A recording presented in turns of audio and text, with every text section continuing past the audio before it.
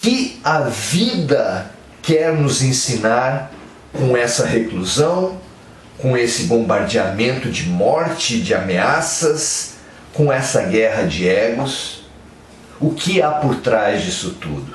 Hoje a gente veio falar sobre uma das lições que nós visualizamos nesse processo, que é a simplificação da vida.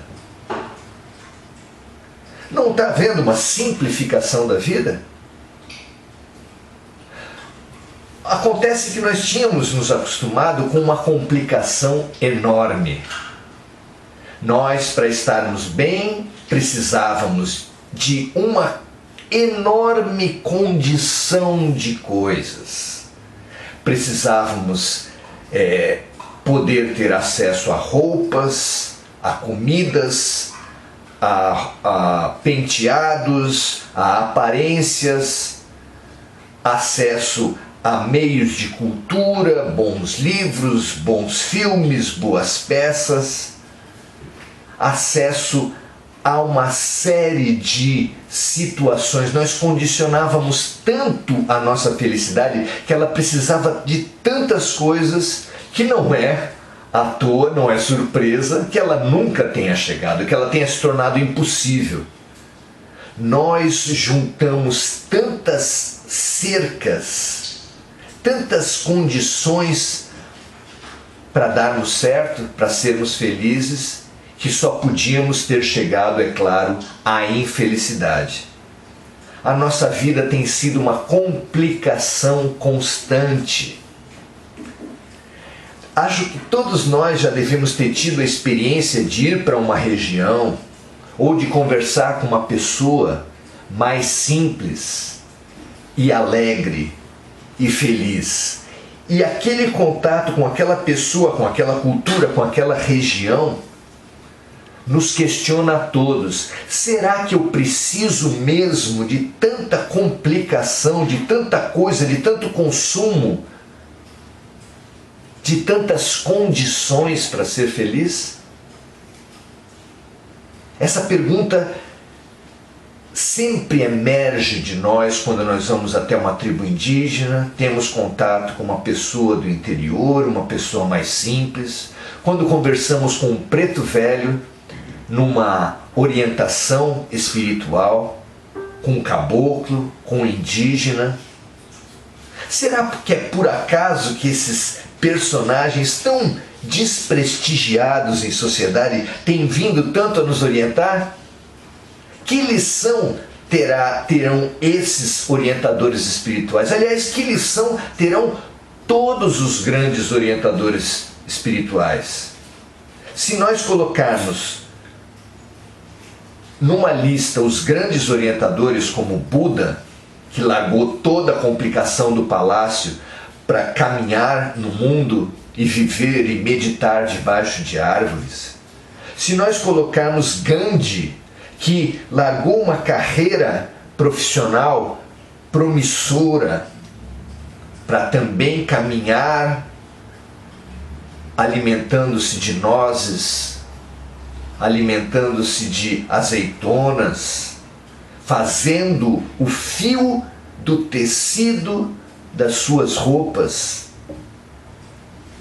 Se nós olharmos para Sócrates, que vivia numa simplicidade tão grande que conta-se que tinha um grande prazer de visitar todos os dias o mercado de Atenas, perguntar sobre todos os produtos, visitar todos os comerciantes e não comprar nada, explicando o seu procedimento como: não, eu só venho aqui para ver de tudo aquilo que eu não tenho necessidade. Do que falam todos esses mestres? Do que fala João Batista, que vivia no deserto, alimentando-se de mel e de insetos, vestido de pele de animais? Do que fala Madre Teresa, Irmã Dulce, Chico Xavier e, acima de todos, do que nos fala há tanto tempo Jesus, aquele que não tinha uma pedra aonde recostar a sua cabeça. Será que há uma lição por trás disso? E por que essa lição tão veemente, entre muitas, que é, sem dúvida, da simplicidade, não foi assimilada pela gente?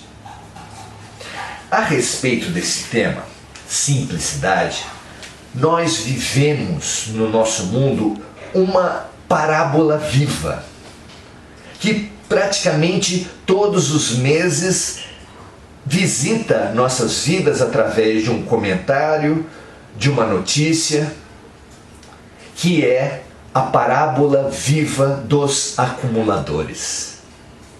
Como é rica essa parábola viva para nos ensinar muito a respeito de simplicidade. O que diz essa parábola? Ora, vizinhos, percebendo a multiplicação de vetores de animais peçonhentos na sua casa, pesquisam e descobrem que um vizinho tem por hábito juntar coisas. Todos os dias ele vai até a rua e todos os dias ele traz muitas coisas para dentro de casa. Materiais deixados por outras pessoas nas ruas, material considerado lixo, que ele traz para sua casa como se fossem grandes tesouros e junta até encher um quarto da casa, até encher todos os cômodos da casa, até não ter lugar mais para ele mesmo transitar dentro da casa, até acumular tanta barata, tanto rato, tanta lacraia, tanto mosquito, que a vizinhança começa a se incomodar, aciona os poderes públicos, que visitam essa casa e retiram caminhões, vários caminhões de lixo. Essa experiência, essa notícia, ela é muito comum. Existem séries hoje que falam dos acumuladores. E o que essa situação nos pode ensinar? Bom, em primeiro lugar, a gente pode falar o que nós podemos aprender com pessoas que são evidentemente doentes. Essas pessoas são doentes mentais, não tem como resolver. Ora, se nós perguntássemos para especialistas como resolver essa situação, você poderia ter algumas linhas de solução. Por exemplo, uma pessoa poderia falar: faça-se uma dedetização na casa. Espalhe uma quantidade grande de veneno para matar todos esses vetores e o problema estará resolvido. Mas aí pergunta-se, estará resolvido por quanto tempo? Pelo tempo de duração daquele veneno. E aquele veneno em si não seria um problema que estaria afastando outro problema? Porque ele mesmo não envenenaria a vizinhança e especialmente o morador da casa? É uma solução que traz muitos outros e sérios problemas. Uma outra pessoa poderia dizer: vamos limpar, retirar essas coisas todas? Sim, essa é uma linha de solução muito adotada. Afinal de contas, é uma solução que dura muito mais tempo. Mas pergunta-se, dura para sempre? A própria intervenção não é difícil de ser feita porque o próprio morador não permite isso? Feita à força e limpada aquela casa, não será verdade que em pouco tempo, em alguns meses, ela estará entupida de lixo novamente? Uma terceira linha de solução poderia falar: qualquer solução que venha a ser tomada objetivamente, nas coisas, no lado externo da pessoa, precisa ser equilibrada com uma medida de saúde mental daquela pessoa. Porque se mudar o externo sem mudar o interno, a mudança não acontece. O que só por si já é de grande vitalidade, validade. Mas continua aquela questão, o que a situação de um doente mental pode nos ajudar? Pense bem, na sua vida, será que isso também não aconteceu? Será que você, nas suas mudanças de casa, nunca passou pela experiência de, ao tirar as coisas dos armários, dos quartos, para encaixotar, perceber quanta bugiganga você tinha guardado em casa? Você nunca passou pela experiência de, ao mudar de residência, tirar sacos e sacos, muita quantidade de material inservível que você acumulava dentro da sua casa? Será que isso nunca aconteceu com você? Duvido. Duvido. Porque nesses momentos nós nos mostramos acumuladores de lixo também. Uma coisa talvez menos patológica, no sentido de já ter servido, de ter um valor que já teve um simbolismo e que agora já não se justifica mais, mas mesmo assim nós acumulamos muitas coisas. E se nós formos perceber, por exemplo, a questão mental, emocional e espiritual, será que não se repete esse fenômeno? Quando uma pessoa realiza um atendimento numa clínica de psicoterapia, numa terapia qualquer que busque a integridade do ser humano, quando ela busca auxílio espiritual, vocês podem ter certeza que essa situação se repete. O próprio Jesus, a respeito da influência espiritual, nos dá a seguinte orientação: se uma casa, se um espírito é afastado de uma pessoa, mas aquela casa continua arrumada para ele, ele sai, mas depois volta com outros 7 espíritos. Isso está lá no Evangelho. O que quer dizer essa casa que permaneceu arrumada para o espírito? Quer dizer que nós somos acumuladores de lixo mental, emocional e espiritual. Nós juntamos ao longo de uma vida e ao longo de muitas vidas uma quantidade enorme, gigantesca de mágoas, culpas, medos, preconceitos. E tudo isso funciona do mesmo jeito do lixo juntado pelos acumuladores. Nós nos entupimos tanto de mágoas, culpas, medos e preconceitos que nada consegue fluir mais na nossa vida. Nós não conseguimos mais que as coisas andem, tudo parece travado nas nossas vidas, porque nós já não conseguimos andar em nós mesmos, contaminados que estamos por essa montanha de complicações, essa montanha de condições, essa montanha de defesas que nós armamos e que não nos defendem de verdade de nada, ao contrário, só nos entopem, só nos envenenam. Essas coisas que na verdade só nos adoentam. É uma parábola interessantíssima essa do acumulador. Nós reconhecermos-nos acumuladores de lixo é extremamente importante para a nossa elevação. Nós podemos tranquilamente dizer que o que está acontecendo hoje na humanidade com a pandemia do coronavírus tem muito a ver com isso. Porque os vetores que para o acumulador são o rato, a barata, a lacraia, o mosquito, para nós tornaram-se o vírus. Esse vírus foi cultivado, podem ter certeza disso, foi cultivado na massa doentia de pensamentos e sentimentos que nós temos cultivado como humanidade ao longo dessas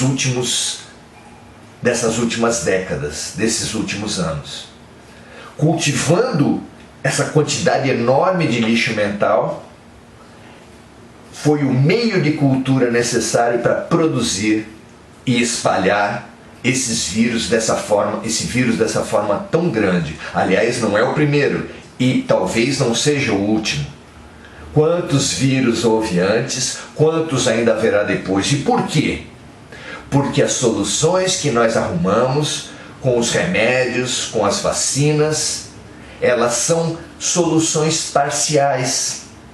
Elas atacam o vetor, como naquele exemplo do acumulador, as pessoas que matam os ratos e matam as baratas, sem alterar o lixo que gerou aqueles ratos e aquelas baratas. Será que nós vamos fazer isso de novo agora?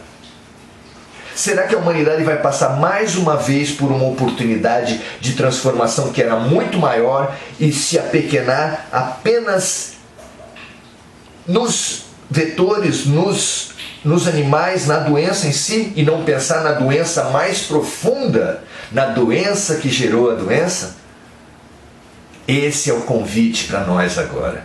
Aproveitemos para nos curarmos mais profundamente. E o que precisa ser feito então? Sem dúvida, recolher o lixo mental das nossas casas mentais, que continuam gerando, engendrando, chamando vetores materiais e espirituais. Como fazer isso? O Evangelho é pródigo em remédios, em receitas. E nós estamos sendo chamados a essas receitas pela própria doença. Para entender o significado da doença, nós precisamos compreender que dentro do problema já está a solução. Coronavírus não fala de distância, não fala de recolhimento, não fala de responsabilidade social. Será que esses temas não nos remetem à necessidade, à oportunidade de interiorização? Essa oportunidade de rever as nossas relações e o nosso papel com a humanidade e na família? Será que nós não temos uma enorme oportunidade de reciclar a base energética, a base de pensamentos e de emoções que sustentou e fomentou esse vírus? Ao invés de só atacá-lo, só combatê-lo? Essa é a opção que nós temos agora. É isso que está em jogo. Nós podemos e devemos aproveitar essa grande riqueza que foi colocada nas nossas mãos com a pandemia. Não se falava há tanto tempo que tempo é dinheiro? O tempo todo, em todos os lugares se sabe, tempo é dinheiro, tempo é a nossa grande riqueza. Então foi colocada nas nossas mãos uma grande riqueza, um grande poder. O que você vai fazer com o seu poder? O que você vai fazer com a sua grande riqueza que a vida lhe colocou nas mãos? Aqui nós estamos falando de limpezas, de revisões, de reorganizações, que podem começar pelas coisas da nossa casa mesmo.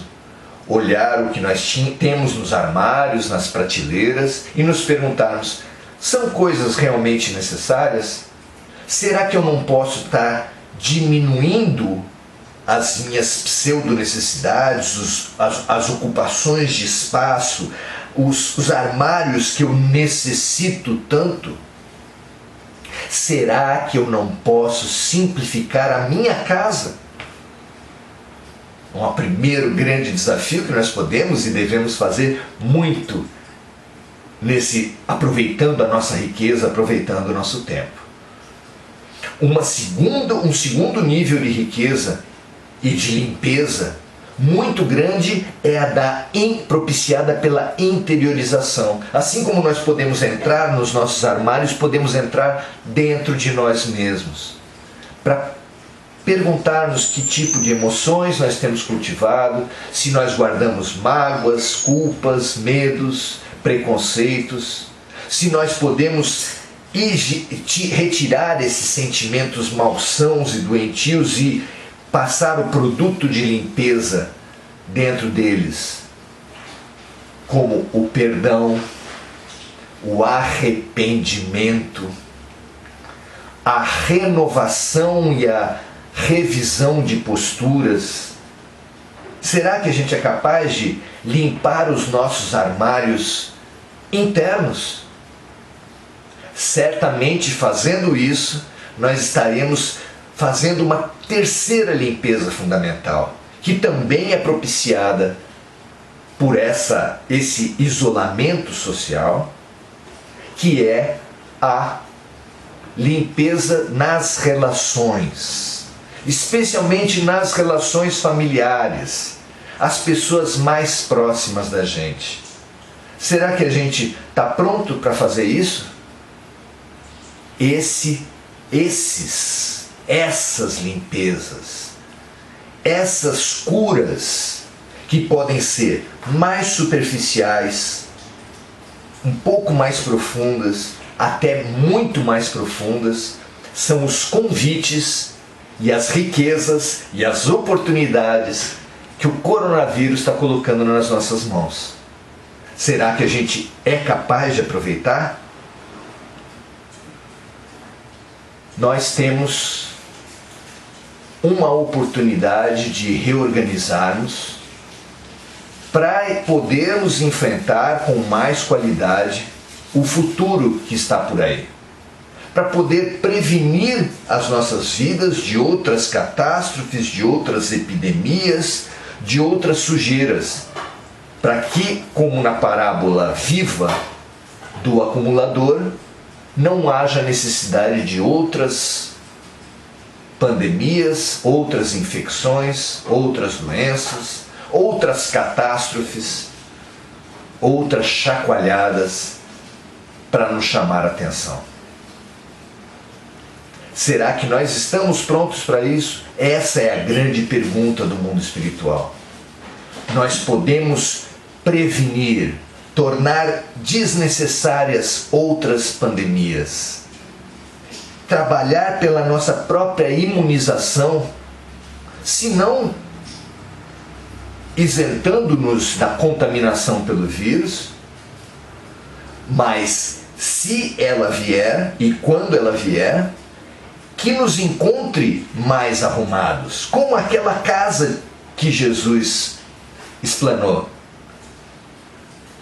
que saindo o vírus, garantindo a nossa sobrevivência, que nós rearrumemos a casa de uma forma a que não retorne nem pior nem igual, que a nossa casa fique limpa, sem oferecer meio e nem necessidade para outras contaminações espirituais, bacteriológicas, viróticas ou de qualquer outro tipo. Isso é muito interessante. São limpezas de rancores, de culpas, de hábitos, mas que podem ajudar-nos a rever todo o projeto de vida. Todo o projeto de vida que vai ser realizado após o coronavírus. Porque é claro que apesar dessa intensidade dessa vivência, tudo isso passa. Mas quando passar, quem seremos nós? Como estará o mundo? Como estará a nossa família? Será que nós temos capacidade de sairmos melhores, mais fortalecidos, vivendo a invasão de um vírus como no processo vacinal, em que vem o vírus, o teu corpo reage e você fica mais forte. Nós também podemos fazer isso. Vivemos a experiência do vírus e podemos nos fortalecer espiritualmente para encararmos com muito mais força, muito mais vigor, muito mais capacidade de reação outras invasões viróticas de todos os tipos, que são típicas dessa transição planetária. Se nós faremos da invasão dos vírus uma contaminação e uma doença ou uma vacina, só depende da nossa atitude no enfrentamento a essa situação. Será que nós temos atitude de doença ou atitude de vacina? Que essa pergunta permaneça nas nossas mentes e que a gente consiga estudar o vírus, estudar nossas famílias e estudar a nós mesmos nesse período de recolhimento que a vida nos propõe. Vamos ver se a gente tem alguma questão que os nossos amigos possam estar trazendo para a gente.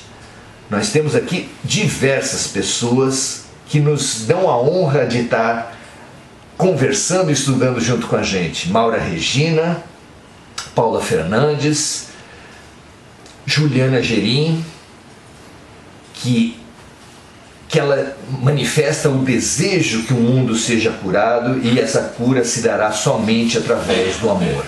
Sem dúvida, o melhor material que está por trás do perdão, do arrependimento, do nascer de novo pregados por Jesus é fazer tudo isso inundados de amor.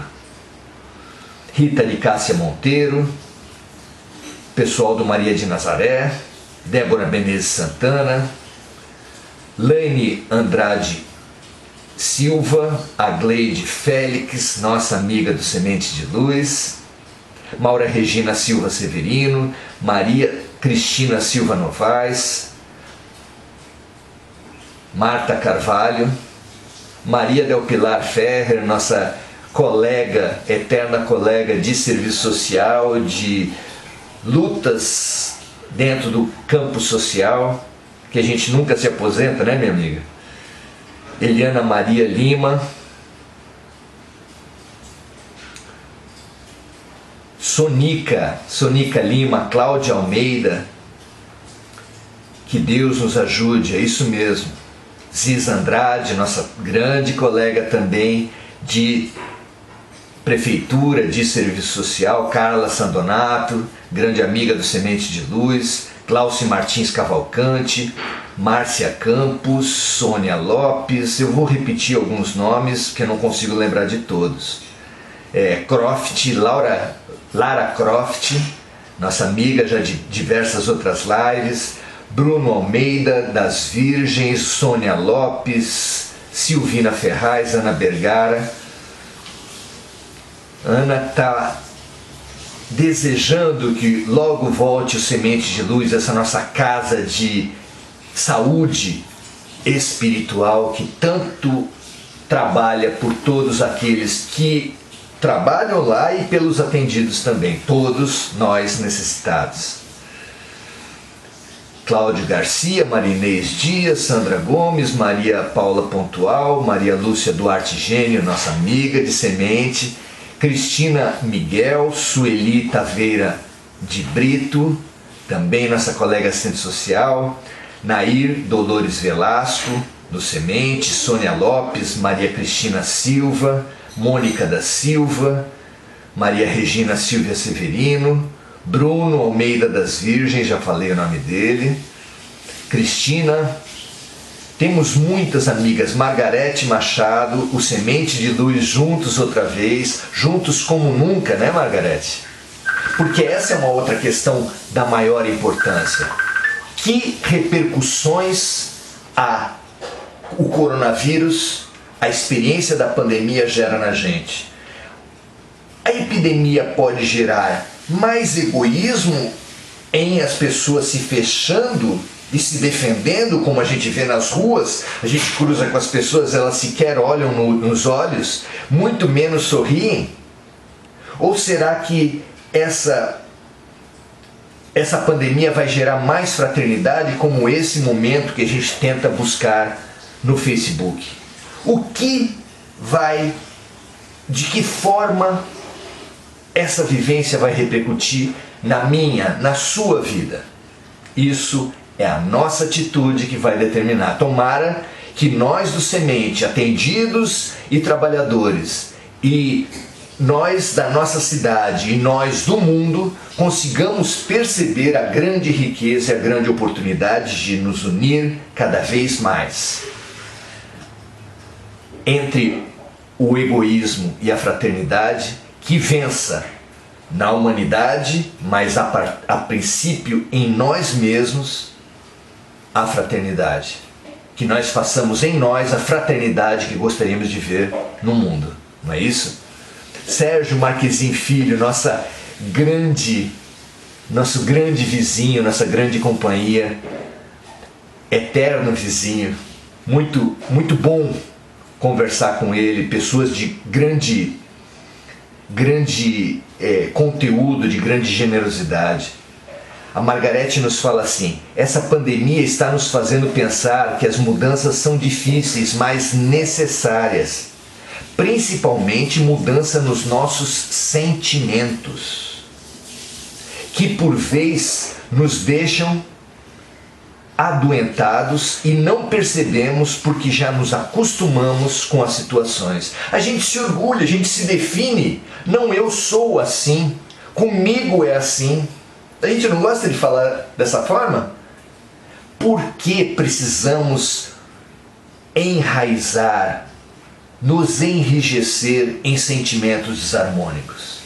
A oportunidade da limpeza é agora, não é isso?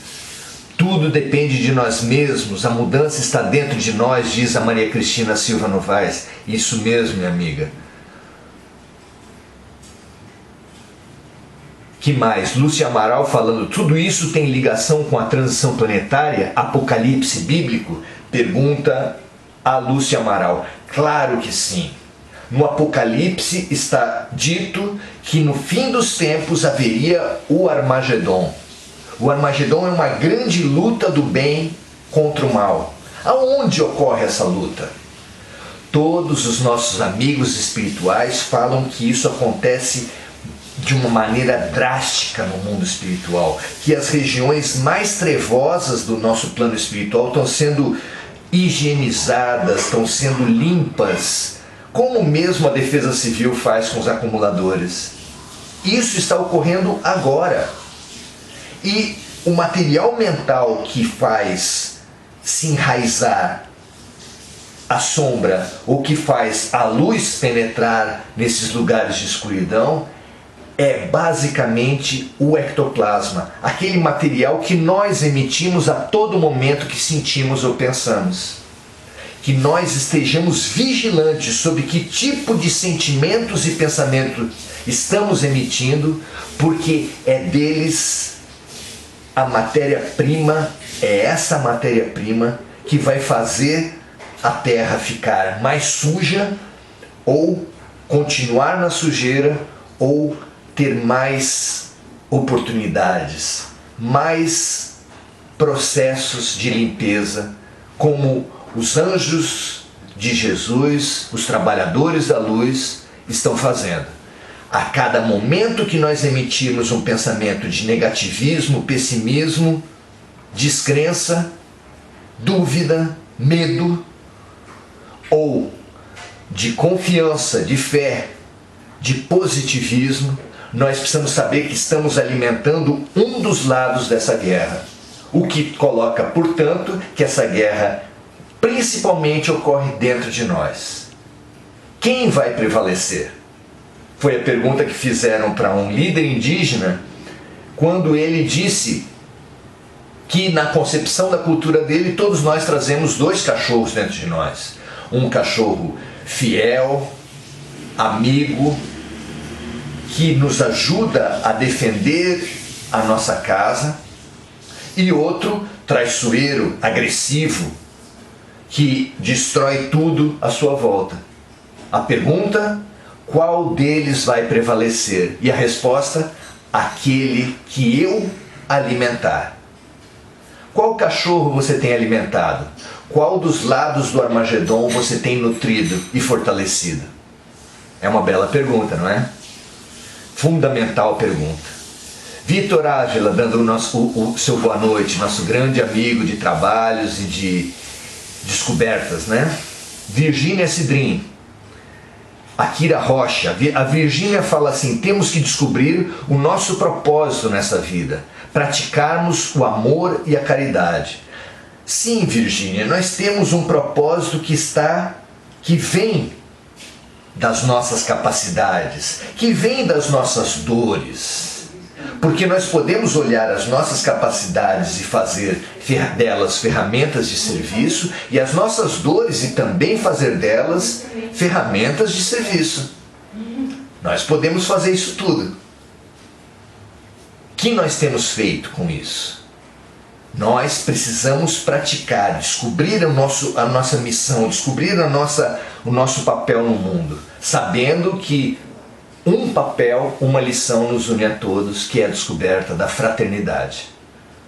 Que tenhamos a serenidade necessária para nos vermos sem máscaras, diz a Márcia Tristão, nossa amiga de infância.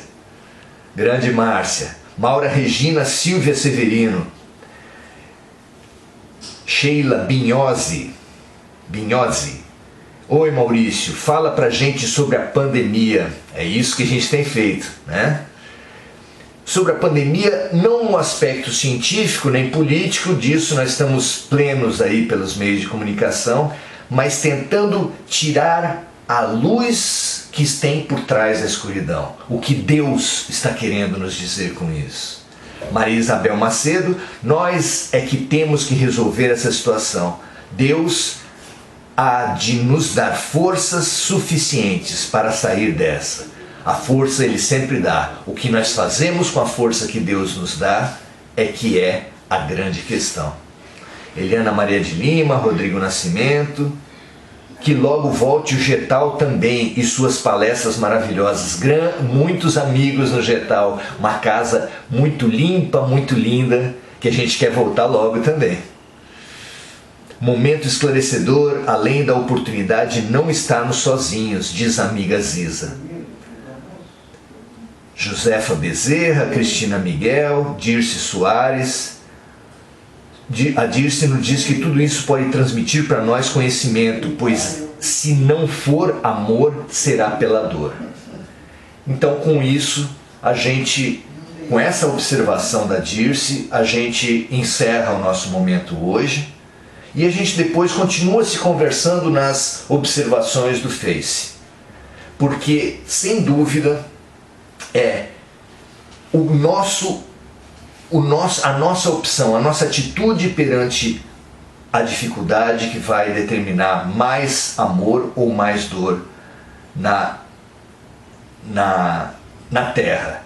E nós podemos contrapor a transmissão do vírus com a transmissão da fraternidade, fazendo essa transformação dentro de nós mesmos. E para isso, nós chamamos a grande parceria de Maria de Nazaré, promotora com o seu amor dessa grande higienização, dessa grande asepsia que nós podemos fazer na Terra. Quando ela diz e nos ensina assim: Ave Maria, saudemos essa grande higienizadora. Ave Maria, cheia de graça. Esse material fundamental de limpeza, a graça divina. O Senhor é convosco. Bendita sois vós entre as mulheres, os homens, os idosos, os jovens, os brasileiros, os chineses, os americanos. Bendito é o fruto do vosso ventre, Jesus. Que ao falar Jesus, a gente imagine uma luz envolvendo toda a terra, as nossas casas, as nossas famílias e nós mesmos. Santa Maria, Mãe de Jesus, rogai por nós, agora e na hora do nosso aprendizado, da nossa transformação, da nossa cura, da nossa morte simbólica ou física. Que assim seja, nossa Mãe Maria, que nós estejamos prontos para fazer em nós a mudança que o mundo todo precisa nesse momento, a fraternidade. Assim seja, meus amigos, e até a próxima. Muito grato.